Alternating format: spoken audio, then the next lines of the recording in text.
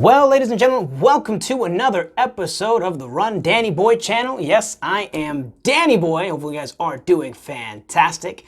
So today we got another shoe review for you. What do we got right here? Well, it is bum ba bum bum bum bum bum. Bam! Not a shoe. Yes, if you read the thumbnail, then you know that this is an article or this is an episode about running in the heat. And nobody enjoys running in the heat. It sucks. It's not fun, but if you're serious about doing some running, fitness-wise or anything, you know that sometimes you can't really pick, your season. So instead of just hiding or trying to just power through it, there are definitely a lot of things, tips, there's a lot of things that you can do to make it much less sucky. All right, so the first thing that I want to talk about in terms of running in the heat is time of day. This one isn't really a big surprise, but you got to keep in mind that running in the morning or running towards the later afternoon, more kind of like the evening hours, the temperature will obviously be lower. So it's kind of, it's a simple answer, but that is, of course, one of the easiest things you can do. And if you're not a morning person, like I said, then you can run towards the end of the day. I'm with you there. I don't like mornings. So, remember though, if you do run at night, keep in mind, or if you run during the later, afternoon, your run might start out with sunlight, but remember, if it's a longer run, you may be coming back in the dark. So it's important if you're gonna run at night to have the appropriate reflective materials, anything on your shirt, anything that will basically kind of signal people that you are there. Also, in terms of running, we also have to talk about shade. Now with shade, once again, running in the morning or running later in the evening, because the sun is, either very, very to the east or very, very to the west, you're gonna have more shade as it hits things like trees and buildings. You'll have more shade. Of course, if it's high noon and the sun is coming straight down on you, you're gonna get hit hard and it's gonna be very difficult to find any shade, okay? But even if you are running in the middle of the day, if you are picking places that have a lot of tree coverage, for example, like a park, then, you can try to get away with that.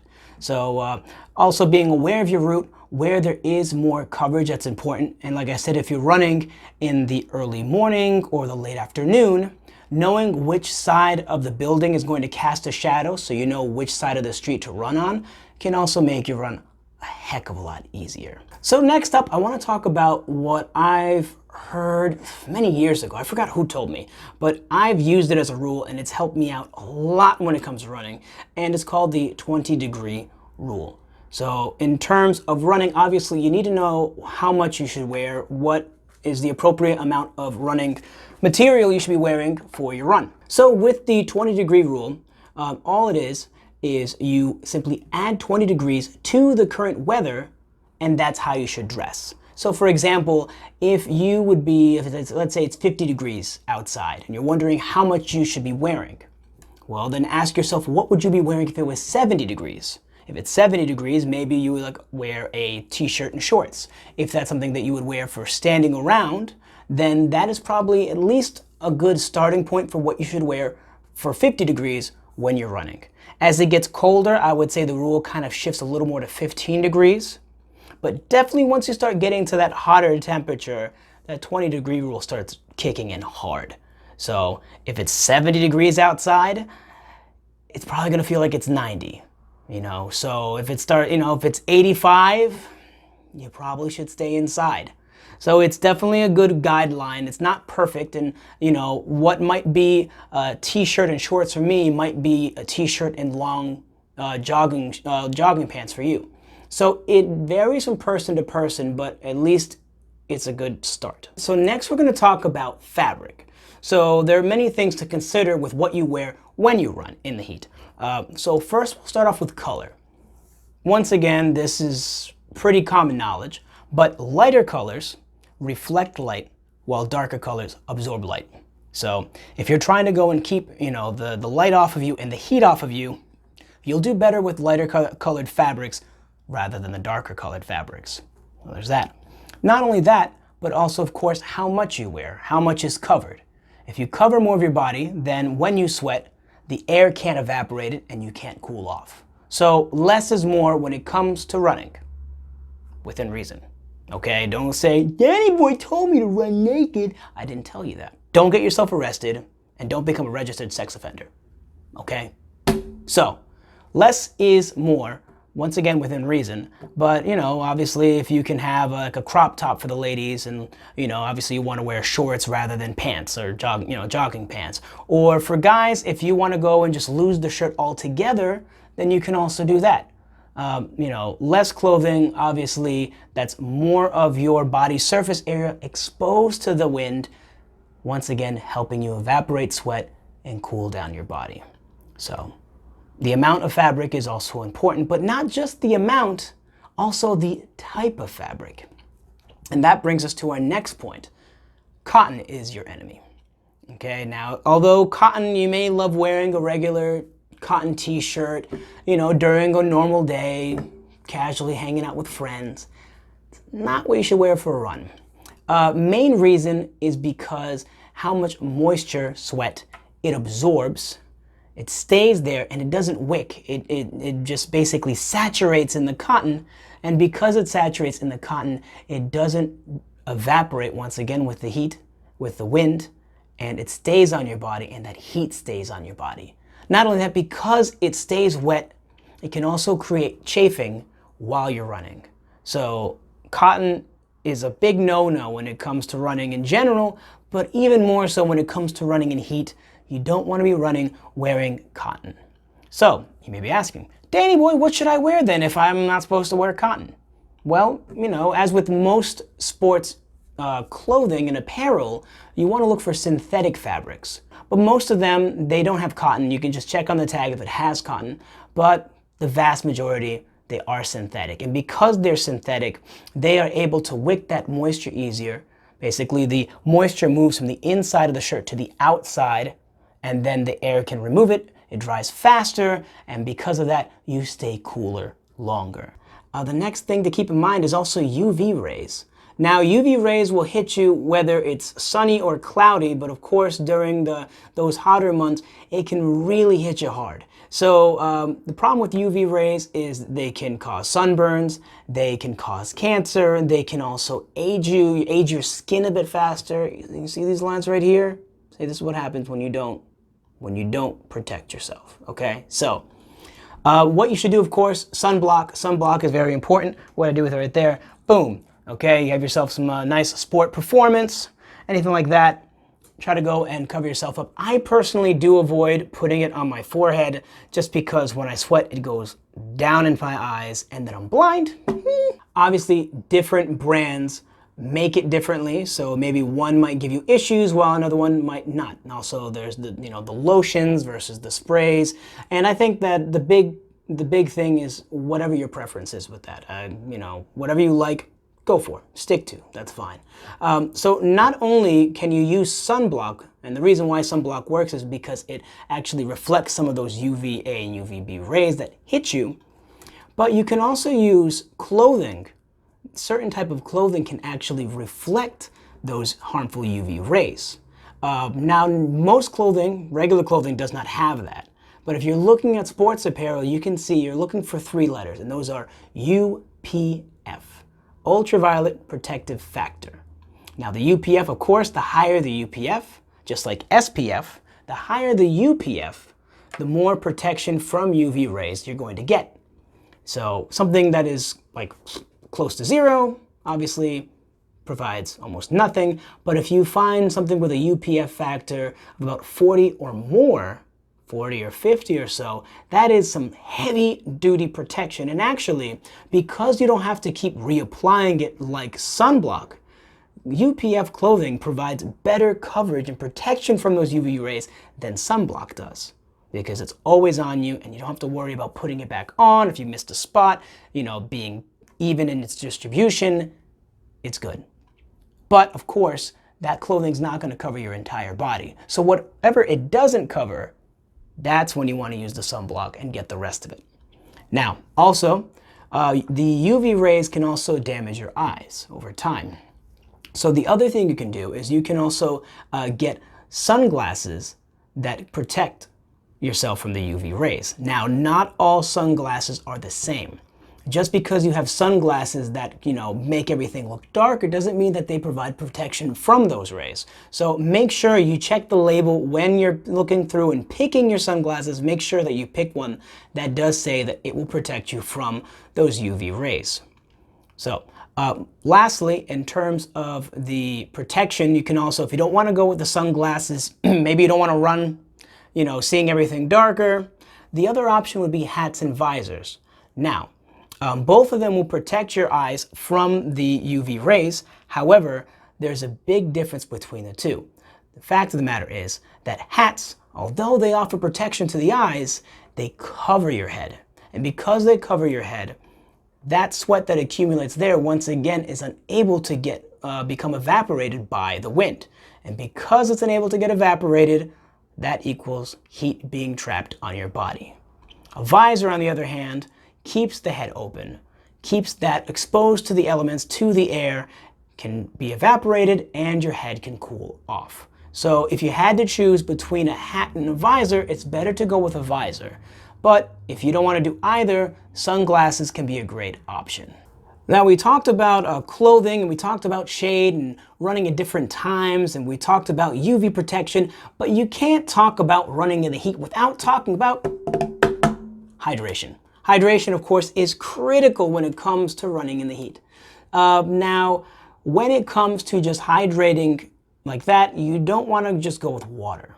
Reason being is because although you are replenishing the body's water because you are sweating, the one thing that you are not replenishing are the electrolytes, which are lost through sweat. Now, electrolytes are chemicals that essentially can create an electrical charge in water. So that would be like calcium and sodium, potassium, magnesium.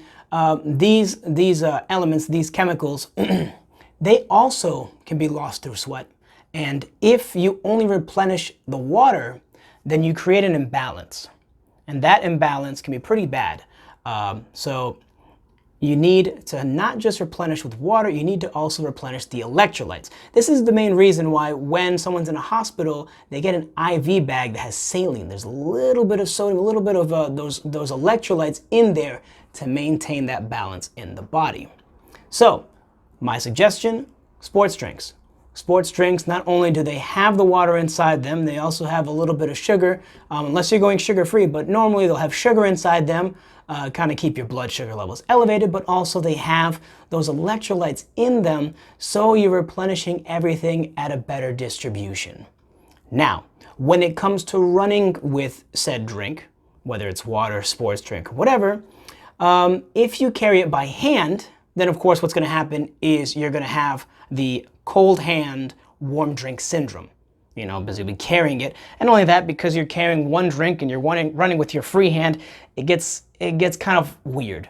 You kind of feel a little off balance, and especially once you start drinking this will start sloshing, and it's just, okay, so if you don't like carrying your drink, I've done it, it's okay, but if it really bothers you, another thing you can do is you can carry money with you. Sometimes when I go for my runs, instead of carrying a bottle with me, if I know my route passes by convenience stores or any place that I can go and purchase a drink, I'll just slip a 5 in my pocket, very light, I never notice it, and then I can go for my run. And if I get to a point that I feel like, you know what, I'm gonna go hydrate, pop right in, grab a drink, drink it. Then, if it's a small enough drink, you can knock it back. But if it's larger, you definitely don't want to gulp the whole thing, because then your stomach's sloshing around, and that's no fun. So then maybe for that portion of the run, you might be carrying it. But at least for the majority of the run, you aren't. So that's another option. Obviously, you can also use a debit card instead of cash, because if you use cash, you'll get change, and now you got jingling in your pockets. A little annoying. So you can also use your debit card, or you can also use your phone. If you have Apple Pay or anything like that, then you simply just have your phone. If you have one of those armbands, you can carry that, pay with your phone instead, and you don't have to worry about, loose change or anything like that.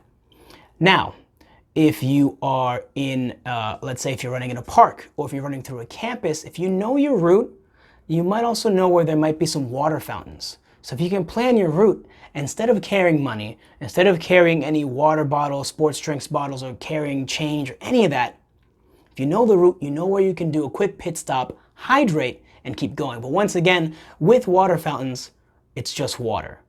There aren't any electrolytes.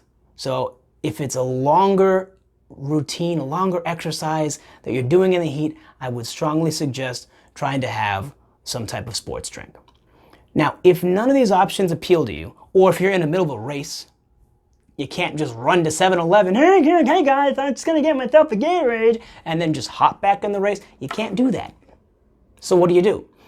Well, obviously they have those little drink stations, so you can always try to hydrate there. But if you want to have a little more control, or even for a regular run, if you don't want to go into a store and you stop your run at all, you can invest in a runner's belt.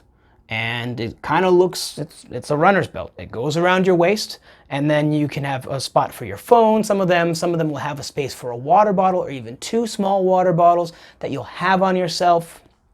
Nice little utility belt. You know, you'll look like a sweaty Batman. So if you're into that, once again, you get a runner's belt, and that will solve all those issues. Your hands will be free.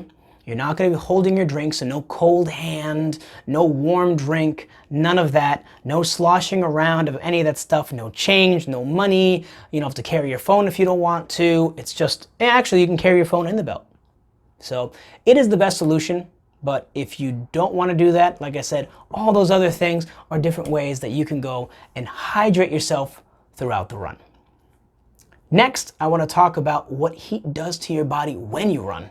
And that right there is that it actually increases your heart rate. Now, the reason for that is your body's doing all these extra things to try to cool itself down. So now it's kicking into high gear to do what you normally do, but it's under extra stress. So because of that, the body works harder and your heart beats faster. So if your heart beats faster, of course, doing the same thing, you're going to feel a little more tired. And it's perfectly normal. Your heart can actually go, its heart rate can increase by more than 10 beats per minute, depending on the heat and humidity. So keeping that in mind, you are going to feel more tired doing your normal run. And it's not because you're lazy, it's not because like you're not trying, or or that you're getting slower. It's just the fact of the matter is that your body's under more stress and there's a higher demand. Okay, so it's still, if you're struggling with that, if you need to shorten your distance, shorten your distance. If you need to slow down, slow down. Listen to your body. Okay, a lot of runners pride themselves, I'm going to go and start my run and I'm going to finish it no matter what. And you sound, you want to be a very tough person and you want to, go through it all. But that can cause more harm than good. One thing is to be mentally tough, and another thing is to put yourself in an unhealthy situation. So listen to your body. If your body's tired, if it needs to hydrate, listen to it. If you need to walk for a bit, if you need to step in some shade and just relax, do exactly that. It's very important. And as I mentioned, we talked about heat. We also talked about humidity. And humidity is the amount of moisture that's in the air. The higher the humidity, the harder it is to also breathe because there's more moisture in the air, 1. And 2, because the air is more saturated with moisture, it can't take the moisture on your body that's already there because of your sweating. And because it can't evaporate that, it stays on your skin. Once again, as we said before, if it stays on your body, you're just going to overheat faster. So humidity is not a big factor at lower temperatures. You can have really high humidity on a cold day. It's not going to affect your run. But as the temperature goes up, then humidity starts playing a factor. So even if it's 65 degrees out, once that humidity gets a little higher, or let's say around 50% humidity or more, you'll probably start noticing it. And as the temperature goes higher and higher, I guarantee you'll notice it. So if you can, obviously look at the forecast, take a look at not only the temperature, but that day, check the humidity and see if it's going to be a painful run. And if it's too hot and too humid, it might be best if you just avoid the run altogether. So that's important. Now we've talked about all these things regarding heat. So now I want to bring to your attention heat exhaustion. Now heat exhaustion occurs when, of course, your body is overheating, but also you are, either low on water because you haven't been hydrating properly, or maybe you've been hydrating with too much water but not enough electrolytes. So there's an imbalance in the body and the body's overheating. So because of that, the body begins to suffer.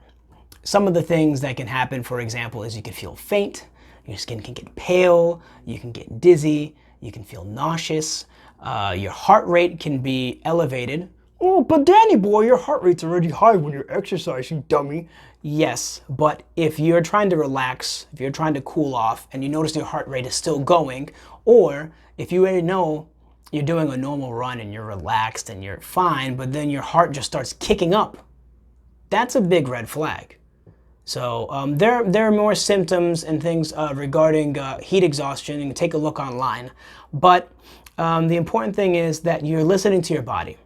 And if you feel that things are off, if you feel dizzy, if you feel faint, if, you like I said, your skin is getting pale, you feel like you might throw up, you gotta stop. You need to go get some shade if you can, okay? If you really feel like your body's overheating, loosen up any extra clothing you may have, okay? Any extra clothing, if you can remove it, hydrate, if you're near a building and they have AC, get in there, cool off. Okay, it's very important you do so because if unchecked, it can turn into heat stroke. And when that happens, essentially the body, the internal organs in the brain can become damaged. So listen to your body.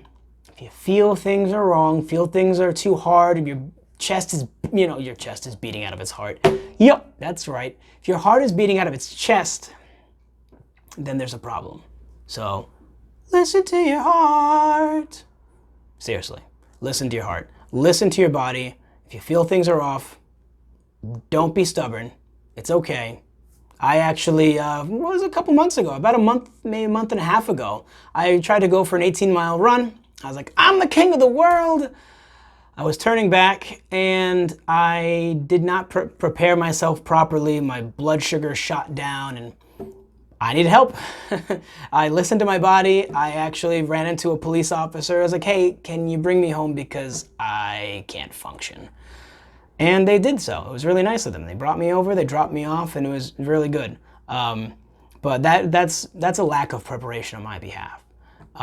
But by listening to my body and not pushing myself further, I did avoid, possibly a trip to the hospital. So listen, do it. You'll thank yourself later on if you do that. Those are the big things you need to keep in mind for running in the heat. So it's just a quick overview. Okay, so 1, boom. Make sure you run either the morning or late afternoon. If you're running in the darker times of the day, make sure you have reflective material. I'm gonna keep that. Number 2, also keep in mind extra shade. Any type of shade you can find, make sure that you take advantage of it. Trees, buildings, anything, take advantage of the shade. Boom! Number 3, not only the color of the fabric, the amount of fabric, but also the type of fabric. Make sure you do that as well. I forgot what number 4 was. Number 4, UV protection. Okay, so obviously we talked about the damaging rays and the harmful effects they have on the body. So not forget sunblock and UPF clothing, sunglasses or hats or visors, preferably visors, anything that can protect you from those rays.